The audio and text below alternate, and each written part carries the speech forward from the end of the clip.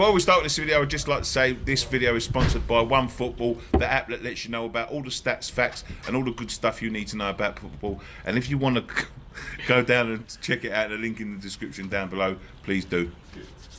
What's happening, everyone? Nicky Hawkins here, West Ham Fan TV. In the build-up to the Tottenham game, obviously tomorrow, I've got my old pal that I haven't spoken to in a while. How are you doing, Flav? Very well, mate. Thank you very much for having me on. Flav for the Fighting Cock joins us for this little preview. Flav, we spoke a little bit about it on a podcast that we've just done for you. The prediction of mine didn't come out too well. Oh, at the beginning of the season? Yeah. Look, I don't blame you. I would have, if I was in West Ham's position, and I have been for many years with Arsenal being above us for so long, is that each season you look at the situation around, you look at how you've done the transfer market. Are Arsenal on the brink of kind of falling apart? And then that part of your brain feels so much better to talk about than the realistic aspect, which is a bit dull, which is the likelihood is, the best case scenario, given the state of both clubs, is that there'll be some sort of closure in the gap between them. But why not? Why not be optimistic like you were? Do you know what I mean? I was bold, Flav. I was bold. I won't do that again. But you should, I think. I should, yeah, of course I should. I probably will. Yeah, probably come to the summer, we'll have another chat. I'll be like, we're definitely going to finish above you this year, Flav. Yeah. But in terms of the game tomorrow, mate, I mean, do you see it being a contest? Yeah, I definitely do. Definitely, 100%. Look, it's easy to look at Spurs' position in the league and look at our position, in the Champions League and how well we've done there, and think that Spurs are absolutely flying. We're playing well. The results have been by and large quite close. We've lost big games this season, many of them. We've lost 11 games in the Premier League this season. So really, yeah, we've lost 11 in the Prem, but we've drawn 1 and won 22. So it's like, while 11 looks really bad, and it is, and if you want to challenge for the league title, then you need to cut that out. But that's where Spurs are at the moment. So it means that we have been got at, and we can be got at, and we've been beaten by lesser teams than West Ham this season. So yeah, going into it, it's definitely going to be a contest. And it's a go on. No, go on, mate. It's a bit of a cliche to say that, with these derbies and when West Ham come to town, that form goes out the window. West Ham are always game because it's such an important game, and hopefully, the risk is because of the stuff that we've been going through this season, because we managed to get through that Man City game and get to the semi-finals of the Champions League. The risk is that our players won't take it as seriously as your players, and they should. Yeah, definitely. As you say, but as we're approaching it, mate, the form is scintillating for Tottenham. I mean, European Cup semi-final, and haven't lost in the league in a little while. I know you had that blip against Man City the other day, but what's important for you now? Because every time that Arsenal or Man United or Chelsea have had a chance to sort of close the gap on Tottenham, it looks like you was going to drop out the top four so many times this year, and it's just never happened, has it? You've stayed third. What's the as you're coming into Tuesday with the game, which I think for Tottenham is a winnable game, against Ajax. Against Ajax, yeah. What's the focus? Is it that or is it this? I mean, first and foremost, you have to guarantee Champions League football before anything else. And as much as that pains me to say, because from a fan's perspective, obviously the Champions League is our priority. It has to be, because for the first time in my life, we have a legitimate, in the last 4 years, actually, the first time I've had first time we nearly won a league title. First time we look like a team capable of challenging more than just one freak season. First time this season that we have a chance to win the Champions League. 5 years ago, Flav, would you have thought you'd be saying this now? You've got a legitimate chance of winning the Champions League. Of course not. I mean, no, absolutely. 5 years ago, we had Tim Sherwood in charge. So it was Pochettino is responsible. Him and Daniel Levy are directly responsible for the situation that we find ourselves in now, and it's a wonderful thing. But it doesn't take away everything that I know Spurs to do. And I don't want to use the bottle job word, but the fact is we ain't won a major trophy since 1991, and that was an FA Cup, which this season, nowadays doesn't even count.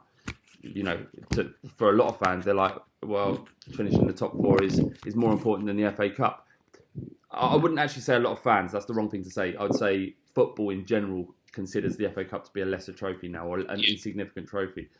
I'd still absolutely love to win it, but if I'm thinking pragmatically and sensibly, I know, because of the amount of money involved, that it's much more important to finish in the top 4 than it is to win the FA Cup. It's, like I say, unfortunate. I don't agree with it. I'm not happy about it, but you can't deny the evidence when it's right in front of your face. And so to answer your question about the Champions League, I feel like if we finish in the top 4 for the next 6 years, we genuinely have a chance to become a powerhouse in Europe. Whereas putting all of our eggs into... I don't even like what I'm saying. I really don't like what I'm saying. But putting all our eggs into this game against Ajax and then having to play Barcelona or Liverpool in the final, as close as we are, it's really difficult. And I think right now, our priority should be the next game. And the next game is you lot. And that means taking it as seriously as possible. Because if we win that game, we're all but guaranteed Champions League football next season. And then you can really kind of not really have to focus on the league, and then do focus on the remaining ties that are in the Champions League. There are 2 games after, so this one wouldn't go amiss with it. In terms of the game, mate, is there anything you're worried about West Ham coming to White Hart Lane? What worries you about? Is it White Hart Lane or is it the Spurs Stadium or is it the new White Hart Lane? What is it called? The club want us to call it the Tottenham Hotspur Stadium, and when you hear it referred to on Sky Sports, that's what it's called. But that's about the club trying to secure a sponsor. Yeah. So they want, there's these little models that have been sent out to Google, to Facebook, to everybody, basically. Anyone who could potentially become a sponsor, because that sponsorship money is so valuable. Talking about 300 million over 15 years. Which goes massively as a part of paying off all of our repayments. So that's crucial that we get that in from a business perspective. But all fans, everyone calls it White Hart Lane. We all talk about it as White Hart Lane. You even hear presenters slipping up, even though they've been briefed not to say White Hart Lane. I'd imagine they still say it. To us, it's White Hart Lane. And when you go in, as much as obviously you're going in as away fans, and it's not something you're going to look at and think, "Oh, this is amazing." What Daniel Levy and the architects and the people who are working to it have managed to do is it feels like White Hart Lane. It like the thing that struck me the most when I walked in was I feel like I'm looking at that same pitch that we left 18 months ago. And how they've done it, I don't know. It's weird. It's really weird. It's like White Hart Lane that's been like done loads of steroids. That's what it feels. I'll tell you how you've done it, mate. You designed it yourself and then leave it to the London Legacy Corporation. But anyway, back to the question is. Oh yeah. So yeah, I mean, look, it's like I touched on earlier. It's the attitude. The quality's there because you're not 11th. A lot of people throw mud at finishing in the mid-table in the Premier League. It's hard. It's an hard division. There's a lot of good teams in there, and there are only one or two that are not playing football that make it near on impossible to play against, like Burnley and Brighton. But the rest are good footballing sides. Wolves are flying, and they're not that far ahead of you. So, look, if the attitude is right and the motivation's right, then West Ham can cause anybody problems. And if our attitude isn't right, then no matter the individual quality of players like Son and Lucas Moura and our defensive end for Tongan and Alderweireld, no matter how good they are, if their attitude isn't correct, then there can definitely be problems. I think if Spurs are playing as well as they can play and West Ham are playing as well as they can play, then the vast majority of the time we'll probably get the result at home. But that's not the way football works. And will we have an eye on Tuesday's game against Ajax? The other thing is we've got massive injury problems. Harry Winks, Sissoko has been our player of the year this season for me. Harry Kane. That's a statement and a half, because I remember a couple of years ago you could stand the sight of him. Yeah, mate. It's like one of those. It's like a magic trick you can't explain. He's gone from being he tried, but it was like the quality ain't there. Like, how have we signed him? He shouldn't be getting into most Premier League sides, let alone Spurs.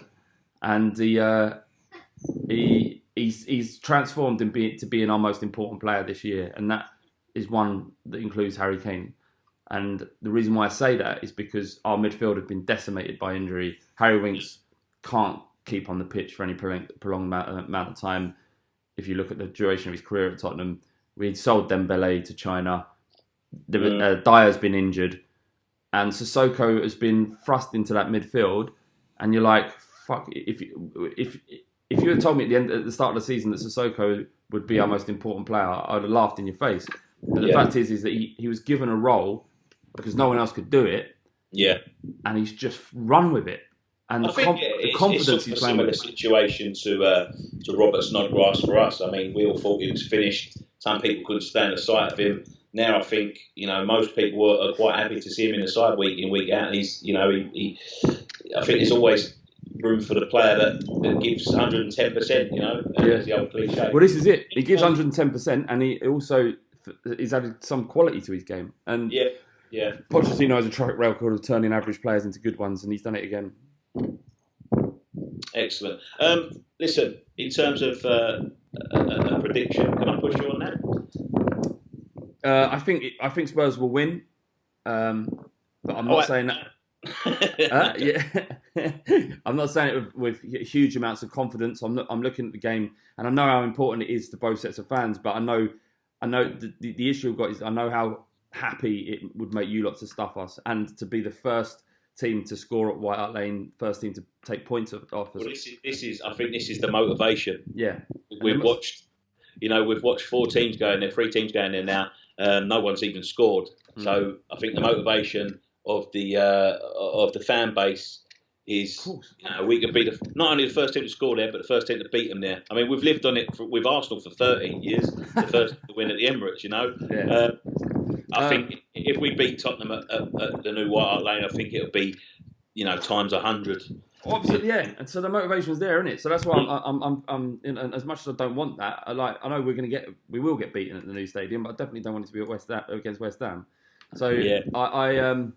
Is there any nerves flying around because of that in the fan base? Not that I've spoken to, but Spurs fans, if I'm being really honest, they do. There is a certain arrogance about them when they're talking about West Ham, and I think that to be honest, Flav, I've been wanting to check out your forum every now and then. Oh, mate, I like to see. Can I just? That is a forum full of people who have signed up by their own will, and because we don't moderate anything, they say whatever they want. So whatever they've said isn't reflective of the fighting club.